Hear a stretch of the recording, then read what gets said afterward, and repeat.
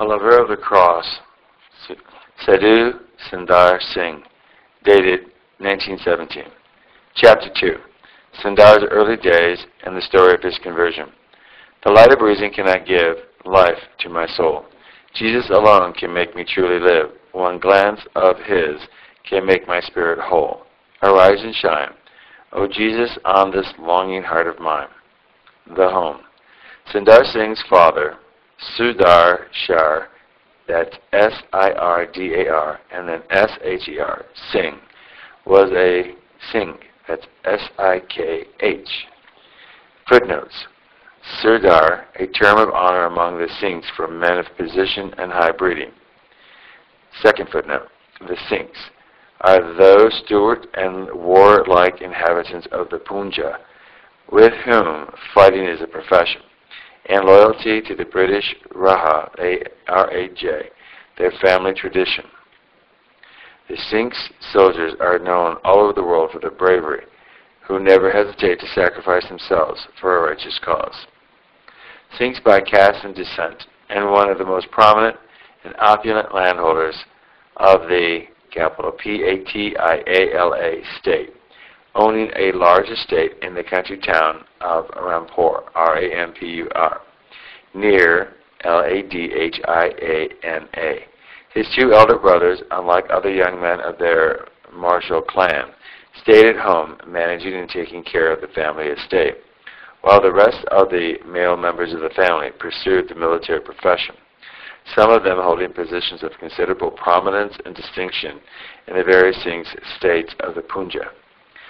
Sundar was born on the 3rd of September 1889 in his father's native village of Rampur. Our information of his early life at home is regrettably meager, and we have to content ourselves with the information that he was very fondly attached to his mother, to whom deeply spiritual influence he chiefly owed his own religious turn of mind. Among the Hindu, as a rule, it is the women of the household who perform all the religious rites and ceremonies, and to them is left entirely the care of the gods and the gurus. Footnote, a religious teacher. End of footnote. Hence, it is only very rarely that one comes across a Hindu youth of Sundar's turn of mind. His daily life was so closely knit up with his mother's that he was generally seen tripping like a colt at her heels wherever she went. He would follow her in her daily task to the gods, there to rub his little forehead at the temple door, to offer a sacrifice of fruit or perfumed sweets to the temple priest, and to garland and anoint the temple deity. He also followed his mother on holy days and feasts, when the pious lady sat and worshipped for long hours at the feet of the gurus, sometimes asking for some special favors, at others perpetuating for the sins of the whole family. The influence of such a strong mother naturally had its effect on the young son, who so heartily devoted to her. It was chiefly through the influence of his mother that Sundar, from his very youth, became keenly interested in the lives of the itinerant sadhus, or holy men, who were supposed to have renounced the world in the quest of something higher or more lasting. The simple and saintly appearance of these Sadducees, that's S-A-N-Y-A-S-I-S, had a peculiarly arresting charm on Sundar's impressionable mind, so much so that the boy often wondered if theirs was not the only type of life worthy of the emulation of a sensible man. From the school days, Sundar was a typical son of the Punjab, hearty, gay, and playful, as all Punjabi, P-U-N-J-A-B-I, boys are, a leader in all sorts of extravagant pranks, packed full of a variety of boyish tricks and frivolities, a headstrong and impetuous youth of a very original turn of mind. Reaching the school-going age, he was sent to the local primary school run by the American Presbyterian Mission, working at Lithuania, where Bible teaching constituted an integral part of the curriculum of the school. Sundar had been brought up a staunch and a very jealous Hindu, and had never heard or known before of any other god save his own. Hence, he entertained a natural and inbred aversion for this new religion, so openly and unhesitantly advocated in this little school. Being a precocious lad, very diligent and painstaking in his work. He went on making steady progress and always came creditably through the awful ordeal of the annual examinations. But fortunately or unfortunately, Sundar's advance in age and education only qualified him for more bitter and unrelenting antagonism to the religion of, footnote, capital ISA, capital MASIH, Udar for Jesus Christ, which he never preached so incessantly at his school. During the first few years of his student life, Sundar was too young to take much notice of this Christian teaching. But gradually, as he reached the stage when boys begin to grow inquisitive about things, the Christian teaching imparted there sounded like fragrant heresy in his young Hindu ears. Sundar was a staunch Hindu and a fanatic, and so it was beyond his patience to go on hearing a foreign religion preached daily in open defiance of his own.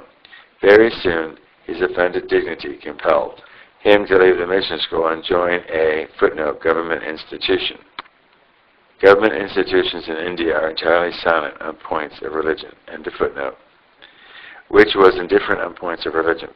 This new school, as ill luck would have it, was not in Sundar's own village, but in another one at a distance of over 3 miles from his own.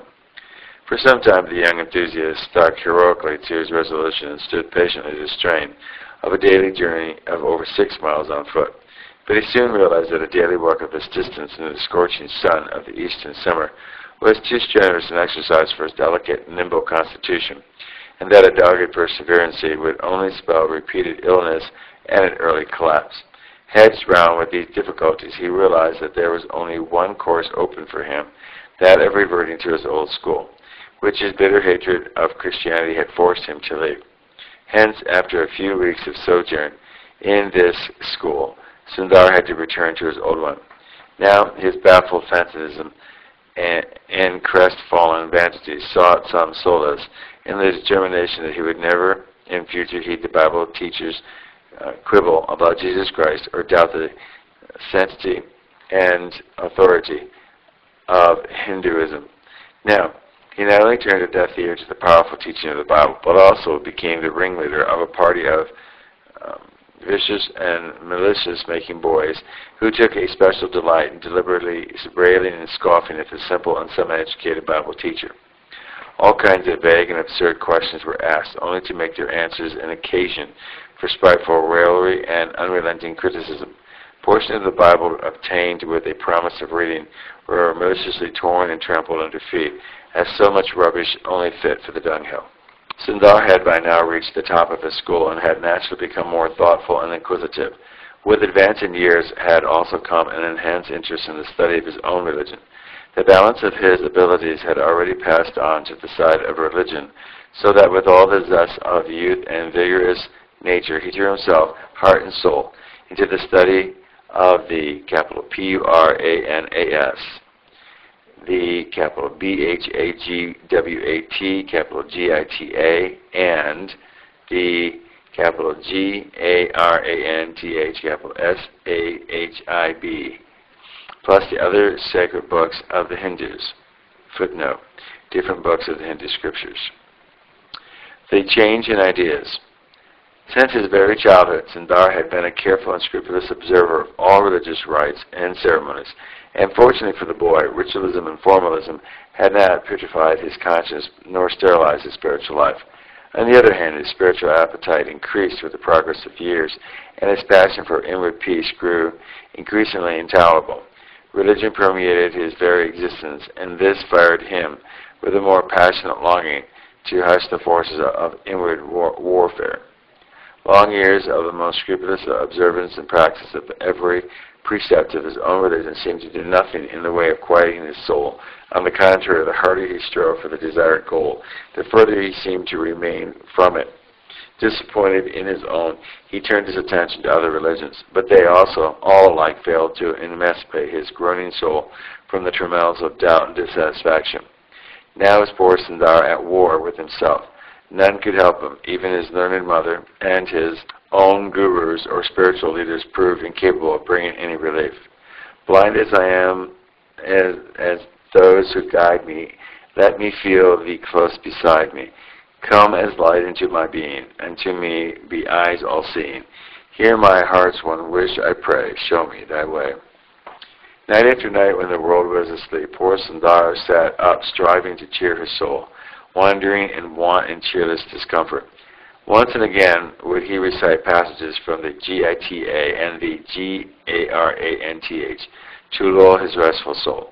Urged by a restless longing, the hunger and thirst of his spirit, he would commence his endless search and endeavor through the ponderous volumes of the Hindu scriptures. But it was all in vain, for they brought no comfort to his joyless soul. And now my heart is as a broken fountain, wherein tear-dripping stagnant spit down over from the dark thoughts that shiver upon the sightful branches of my mind. Each succeeding year stole at something away from his comfort and peace of mind. Hinduism ceased to be a dominant power when the flood of inward agony swept over his wounded soul. At last, all resources having failed, Sundar turned his attention towards Christianity to see if that religion could do anything to comfort his heart. Buying himself a copy of the capital INJIL, he started reading it in a curious way. But very soon, the curious reading developed into a careful study, and the careful study into a passionate devotion. For often, as he read such comfortable words as these, "Come unto me, all that travail and are heavy laden, and I will refresh you." So God so loved the world that he gave his only Son, to the end that all that believe in him should not perish but have everlasting life. Something within him seemed to say, "At length thy trials are ended and thy peace is come." This was a very strange voice, for Sundar had never heard it before, and yet what it said was quite true, and his own heart was witness to what it said. All was ended now, the anguish, the fear, and the sorrow, all the aching of heart, the restless, unsatisfied longing of the soul, all the dull, deep pain and constant anguish of patience. His capital INJIL, footnote, URDU for New Testament, end of footnote, was now dearer to him than all the little treasures he possessed. It was a treasure dearer and more precious than his own heart, for it had brought a soothing portion to his repining soul. Now the more he read his Injil, the closer was brought to his heart the divinity and saving power of Christ, while the divinity ascribed to the gods of Hindu pantheism gradually vanished away. The more he read about the teaching of Christ, the more was his heart vanquished for him. Nightly, he sat poring over the holy pages with tearful eyes and sobbing heart, mourning as it were his own unworthiness to approach the Master's presence. Open confession of faith in Jesus. Sundar had now fully accepted Jesus as his capital MUKTI, capital DATA. Footnote, literally giver of salvation, the Savior. End of footnote. And the joy had entered his soul and permeated his whole being in such a way that he could not keep it imprisoned in his own heart.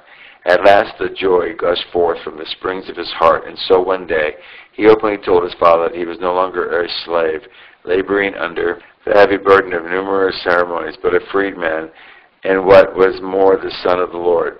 Footnote, capital ISH, capital MASIH, meaning Jesus Christ, end of footnote, whom he had accepted as his capital MAKTI, capital DATA.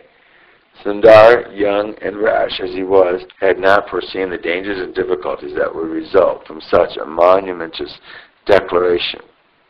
For some days the father kept these things to himself.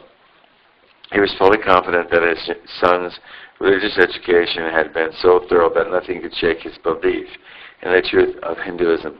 While his talk about Isa, MASIH, was regarded merely as a passing freak of youth and innocence.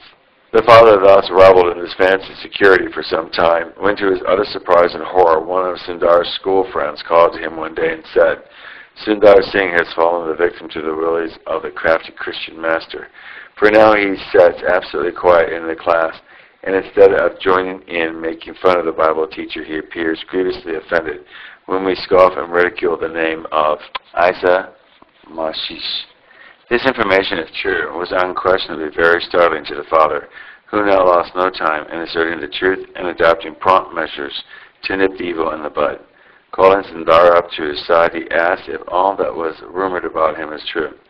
Sundar was a worthy son of the Punja and a Sikh to the last fiber, honest and brave as ever a Punjabi can be, so without the least hesitation or any signs of fear on his face. He had once told his father that what he had told him before, he had told him in real earnestness, and that there was not the least doubt about his being a Christian. This frank confession of his faith was shocking enough to send the old man into a paroxysm of tears. His grief subsided. The father spent hours in exhorting his son against his new religious mania and warning him of the fate that would necessarily follow if he did not mend his ways. Sundar's heart was overcome with fidel affections at seeing his father's in tears, and he threw himself helplessly round his father's neck, and with candid tears fret channels in his cheeks. Then sobbingly he said, "Father, you know how much I love you, but there is one other whom I love more, and that is my Jesus, and I cannot and dare not forsake him for the richest jewel in the world. No more, my own Lord Jesus, bought with thy precious blood, I give thee but thine own Lord, that long thy love withstood, when trials sore obstruct my way, and ills I cannot flee. Then let my strength be as my day, good Lord, remember me."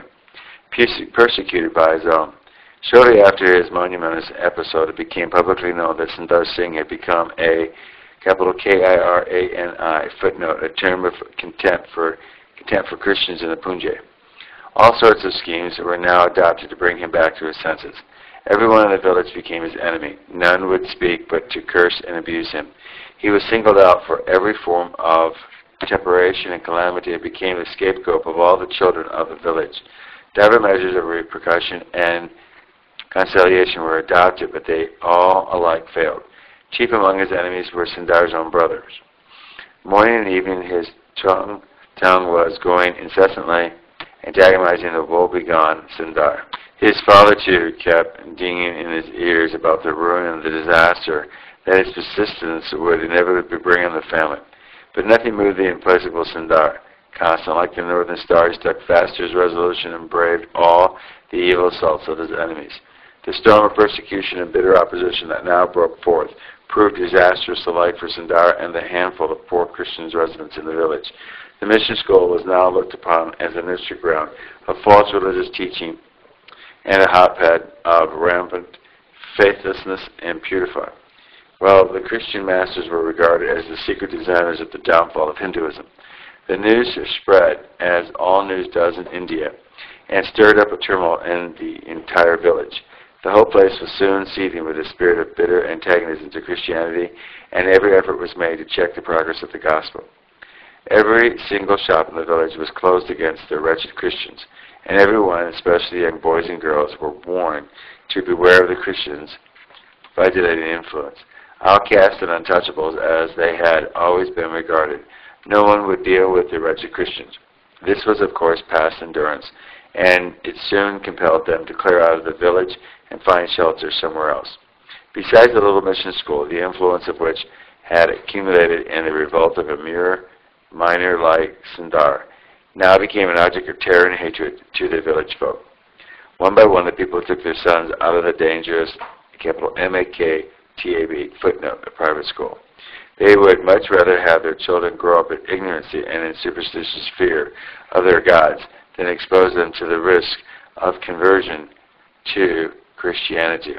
The rapid decline in numbers soon led to the ultimate collapse of the heroic mission school.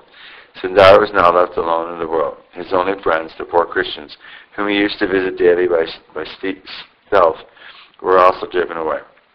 This was indeed a cup of very bitter experience, yet it was all for the sake of his master, and Sundar was ready to drink it to the dregs.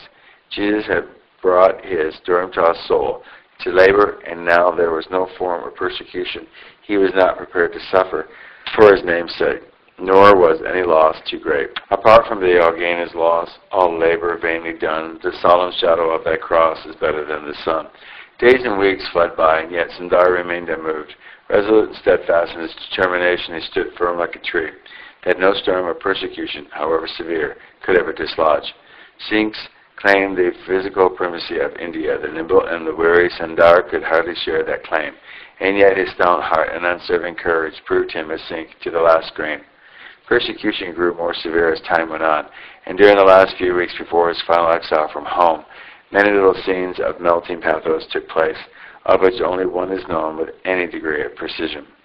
Though troubles assail and dangers of flight, though friends should all fail and foes all unite, yet one thing secures us whatever betide, the promise is surest the Lord will provide. Ramath the Ruthless, R-A-H-M-A-T. Perhaps the most formidable among Sundar's enemies was a man named Ramath, and the last name is spelled U-L-L-A-H, A capital P-A-T-W-A-R-I. Footnote, is a petty government officer. End of footnote. By profession and a Mohammedan by creed. Rahmat was a worthy son of the Prophet, bloody and revengeful as ever a Muslim could be towards an infidel.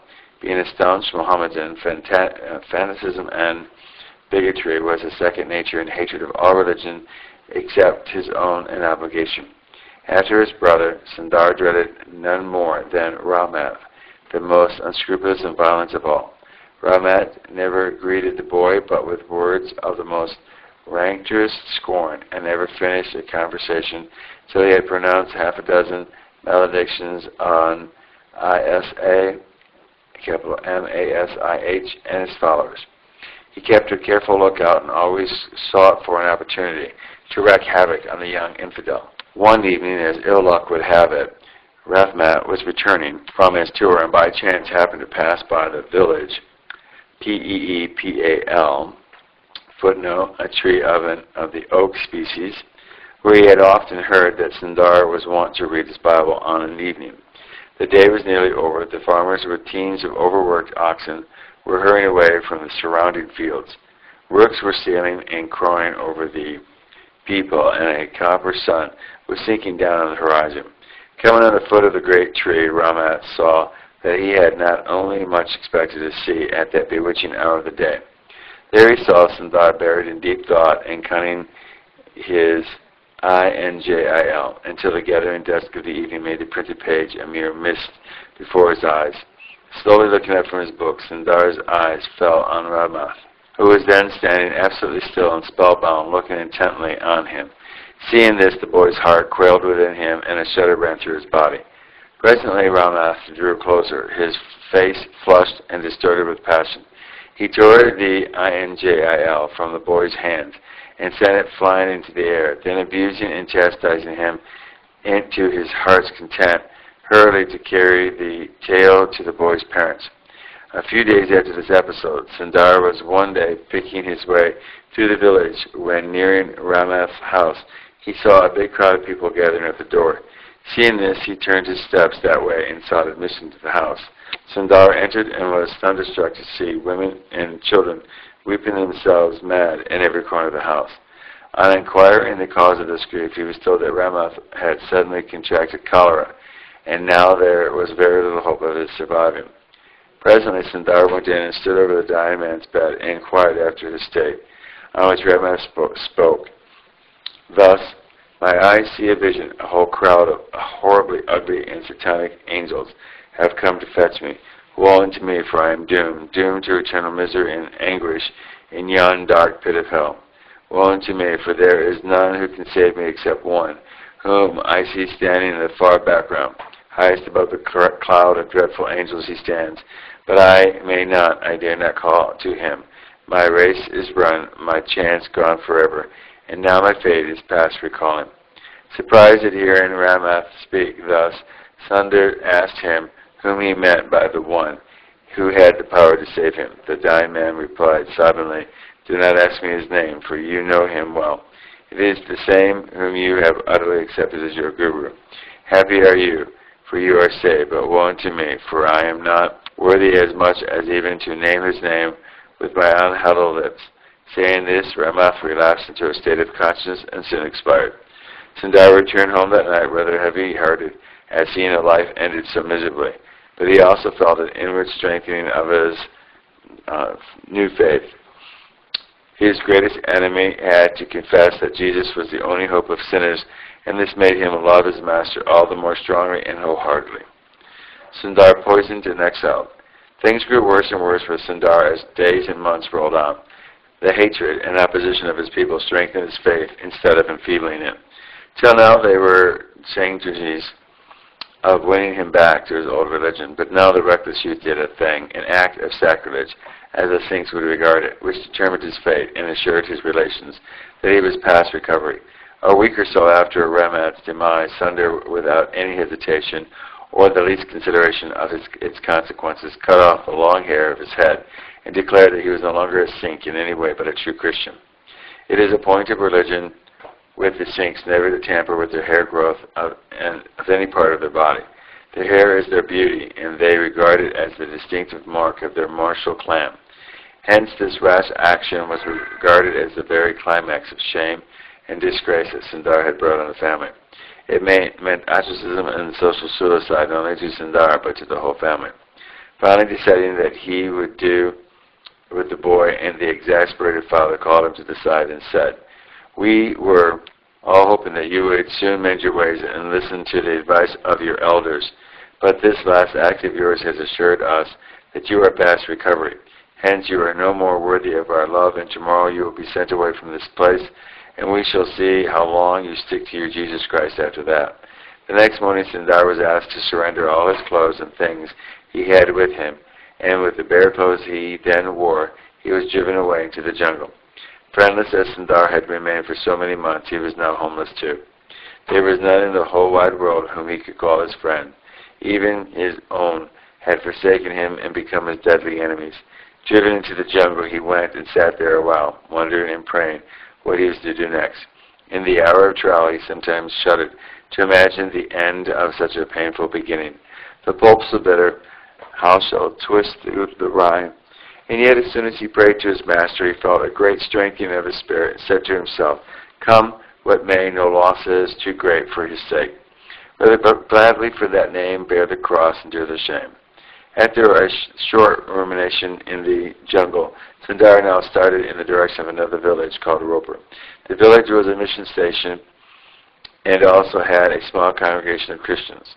Reaching the village, he came to the Christian compound where he was warmly welcomed by the pastor and his little flock. They were all greatly touched when they heard the woeful history of his persecution and exile from home, and assured him with their wholehearted help and deepest sympathy. Shortly after his arrival at the compound, Sundar was caught with a sudden fit of paralysis, and it appeared as though he would soon die. The doctor was now sent for, and it was presently declared that the invalid had been poisoned, and the fatal effect of the poison had reached the most serious dimensions, so that there was little hope of his recovery. This is rather embarrassing for the poor Christians, for they knew that they would be the first to be suspected, and the non-Christians, always too glad to get them in trouble, would lose no time in availing themselves of this splendid opportunity. Now there were many alterations of hope and fear. Sometimes it seemed as though the patient was regaining consciousness, while at others he seemed to grow quite cold and breathless. A few minutes after the doctor had left, the patient began to bleed heavily through the mouth. According to the physician's verdict, this was a sure sign of death. All waited in breathless suspense and counted the minutes of Sundar's life. The bleeding continued for some time, then it stopped suddenly with a hiccup, and Sundar felt quite well and relieved after that. All were amazed at this, but to me, says Sundar, it was a great revelation of the love of God, and I felt assured that my masters, whose cross I had promised to bear, would never allow me to sink again under its heavy weight. Sundar's baptism. For some days after his recovery from the poisoning, Sundar stayed at Ropur till he was strong enough to move about. From Ropur he was sent to Ladhiana, the head mission station of the district. Here he was very warmly welcomed by the kind American missionaries and was provided with every faculty for his religious and secular education.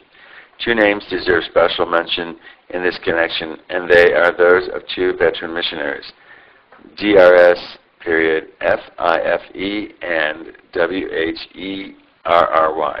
whose scholarship and wholehearted devotion to God's cause has immortalized their names in the Punja. These two took a special interest in the boy and stood to him in LOCO, then PARENTIS. One thing which a convert never forgets all his life is the love and support of his first Christian friends. I can never repay, says Sundar, what I owe to my two gurus, Doctors Fife and Larry. At the time when everyone in the world had deserted me, these two did more for me than ever my own parents could do. During his short stay at LADHIANA, Sundar was a student at the Christian Boys High School, where he studied up to the 6th standard. As days went by, the youth grew more impatient for baptism, which had so long been delayed for fear of his relations creating a disturbance. During the first few months, the missionaries and the Christians of Ludhiana had to face a fair amount of opposition from the frenzied relations. Once the mission compound was besieged by a whole lot of the riffraff of the street, who threatened to break in if the youth refuge was not surrendered to their control. But later on, this opposition cooled down to a certain extent, though it still glowed under the embers, ever ready to blaze forth afresh at the first opportunity. There being no wisdom in living in constant anxiety and abiding dread of opposition from the relations, it was decided that Sundar should be sent to some remote corner of the mission field, where he would be out of the reach of this fussy relations and at the same time would be peacefully trained and instructed in his religion. Hence he was packed off to capital SPATU, a mission station in a very out-of-the-way place in the mountain fastnesses of Simla, and a distance of many miles from Ludhiana. Sundar had not been very long at the new place when he grew too restless for baptism to stand any more impatient waiting. He was burning with the desire to be called after the name of Him who had been his salvation, and to consecrate his life in the service of his Master and of his countrymen. With his fire blazing in his heart, he traveled over to Simla, and on the 3rd of September, 1905, Sundar Singh was baptized a Christian. The reader will probably remember how, while yet a boy playing with his mother's apron strings at Rampur, Sundar had been attracted to the sadhus who visited his parental home. Since then, he had decided to become a Sundar when he grew to be a man. Now the time had come for fulfillment of his long-cherished desires, and he rejoiced to think that he was becoming a sadhu. Not that through a life of vigorous self-denial he might strive to save his own soul, but that his own soul having been already saved by his Master, he was now going out to save others and bring them to him. It was in this high spirit of consecration that Sundar, when he was barely out of his teens, became a sadhu and dedicated his life to the service of the Master. Clad in a saffron rose of an Indian FAKIR, Sundar left capital SPATU and came to capital KOTGARB, a place with which his name has become imperishably associated. He is called, I cannot tarry, I have heard his voice before, for it broke upon my slumber when he waited at the door. Be ye mute, earth's loving voices, and allure me not to stay, to the voice of my beloved, rise, my fair one, come away. And this chapter 2, having been read by Peter John Parisi.